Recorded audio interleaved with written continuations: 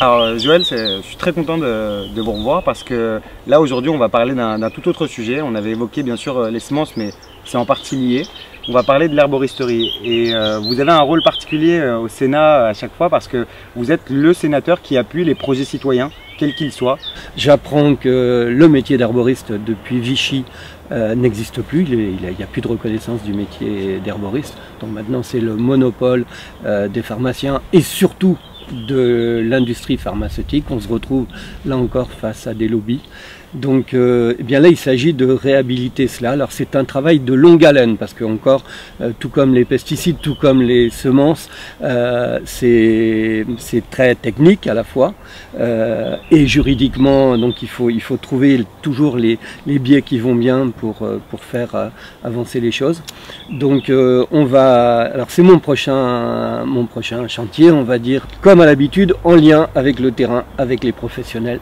Et lorsque l'on dit travailler en lien avec la société, avec les professionnels et avec les réseaux, ça veut dire véritablement mener un travail de fond. Donc ce que je vais demander, c'est une mission d'information sur la question de l'herboristerie, donc des auditions de ce milieu, mais y compris les acteurs de l'industrie pharmaceutique, l'ordre des pharmaciens, comment en sortir et comment on peut arriver à une formation diplômante reconnue pour les producteurs et ensuite pour les herboristes à différents niveaux.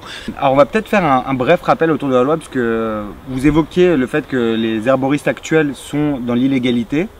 En fait, ils sont accusés d'exercice illégal de la pharmacie, absolument, alors que bien souvent ils sont pharmaciens. Comment a évolué la loi depuis 41, parce que ça fait 70 ans maintenant, il y a des propositions qui ont été faites.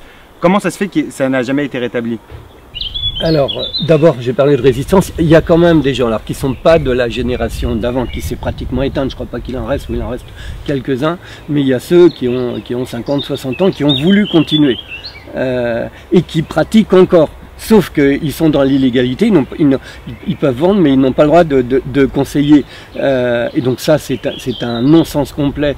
Et il faut véritablement faire avancer les choses. Il y a eu des procès absolument scandaleux assez récemment. Donc il est complètement anormal que ces gens qui ont un métier extrêmement noble ne puissent pas l'appliquer. Quant aux formations, il en existe déjà, mais elles ne sont pas reconnues. Voilà. Il y a l'école nationale d'herboristerie, il y a l'école bretonne d'herboristerie dans les monts d'arrêt. Et il y a de plus en plus de candidats pour la production, pour la transformation, pour la formation en médecine douce. Donc il y a toute une filière, ce qu'on appelle la nouvelle économie, l'économie de la transition. Et là il y a de vrais métiers nobles et beaucoup de jeunes de votre génération qui souhaitent s'y mettre parce qu'ils sentent cette nécessité et cet intérêt pour l'humanité. Qu'est-ce qui est reproché? Pourquoi, en termes juridiques, une loi comme celle-ci n'a jamais vu le jour ou en tout cas a été freinée? Quelles sont les raisons invoquées par l'ordre des pharmaciens pour que le statut d'herboriste n'existe plus? Ça rentre dans le métier de pharmacien et je crois qu'ils ont un nombre d'heures très peu important de formation. Ils ont une petite formation, et rares sont ceux qui prennent en main la question de l'herboristerie, et ce qui fait que c'est quelque part tombé en désuétude. Mais hors les pharmaciens, il n'y a pas de salut. Donc c'est là où il y a la question de formation et qui est à réfléchir à. Alors moi j'ai pas les réponses pour le moment. Je sens des choses, mais on a véritablement besoin de le travailler. Se dire, et quand on est pressé, ça fait bientôt 50 ans que ce devrait être fait, c'est toujours pas fait. Se dire on est pressé, mais on se donne un an là de travail, véritablement un travail de fond, et on se dit on va aboutir ensemble, et après pour moi forcément la majorité on va la trouver. Super, merci beaucoup. Et on espère que l'herboristerie reverra le jour, puisque aujourd'hui il y en a très peu au vu du nombre qu'il y avait auparavant. Ouais. Et on espère que, puisqu'il s'agit de la liberté, que cette liberté-là, on la retrouvera tous, cette liberté pour le bien commun.